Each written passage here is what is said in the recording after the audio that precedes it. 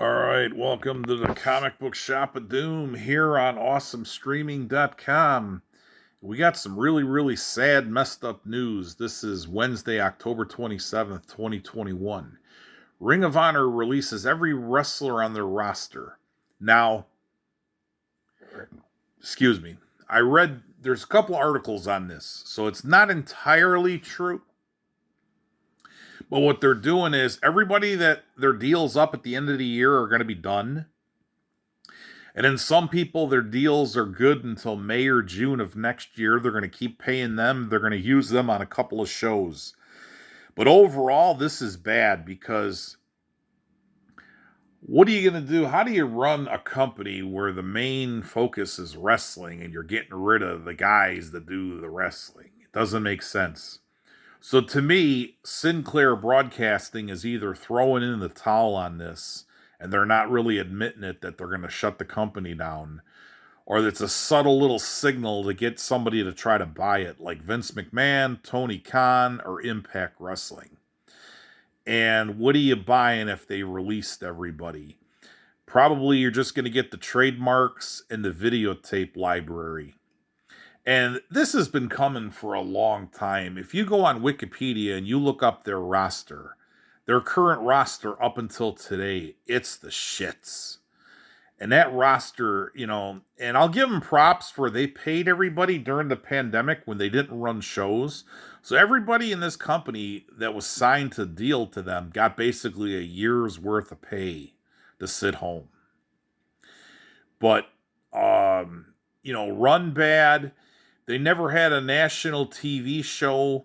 They own, Sinclair owns the tennis channel and all that. And they were talking about rebranding that. I don't even know what they did. They were going to make it like an America's Broadcasting Network or something. But, they never gave it a weekly show, like a 2-hour show on there every week. And their TV is only on UHF stations in these really lousy markets. You can't see it here. I live outside of Chicago. You'd never see their TV. So you'd have to subscribe to their pay-per-view stuff, their streaming service, or whatever. So you'd never get the weekly TV here. And even in the markets that it's on, it's one of those deals like it's on, like it's paid programming. It's on at like 2 o'clock in the morning, 3 o'clock in the morning. So you got to set your DVR or your VCR or whatever you got to record your TV to see the stuff, And to me, it was just run bad. The booking was bad, everything. So the ship has sailed on Ring of Honor a long time ago. And if you ask me, this company, the stain on it has been consistently ever since they kicked out Rob Feinstein after he had accusations of the pedophile sting. You go back and look that up. That was around 2004. So 17 years. This company's been in business since 2002. So this company had a bad stain around it, 17 years ago. And then they sold it to Kerry Silkin. He was the investor and he was a ticket scalper and he ran it and pretty much ran it almost into the ground where they had to sell it to Sinclair or else it was going to go out of business. And Jim Cornette supposedly is the guy that booked that deal.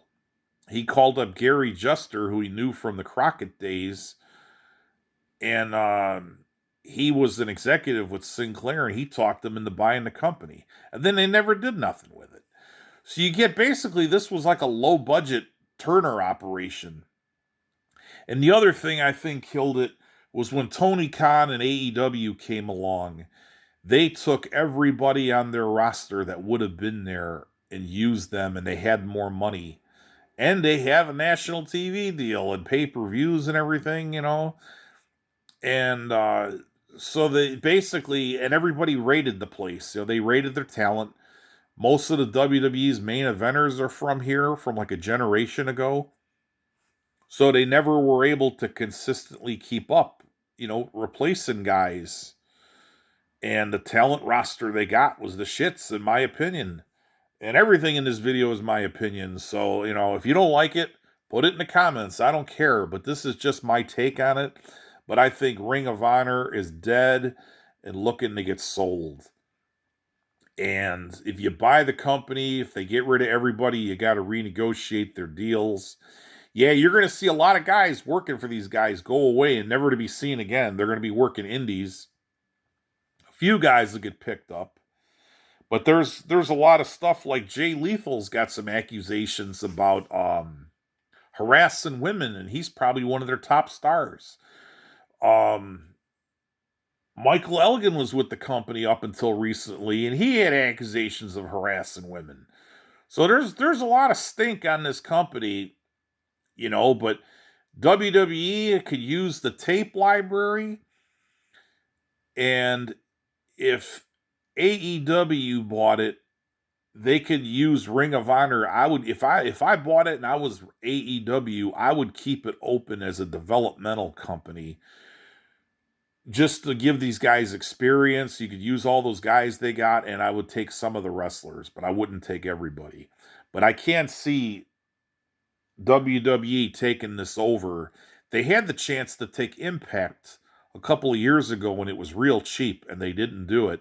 And they could have made it a network exclusive show, and they didn't do it. So I can't see them doing this with Ring of Honor. AEW, I could see them taking this and using it as a developmental thing, and they're talking about expanding their streaming. So I could see them doing that if they have a streaming show and they put Ring of Honor on there as their developmental territory, just to give some guys ring time and extra things. You can put them on there.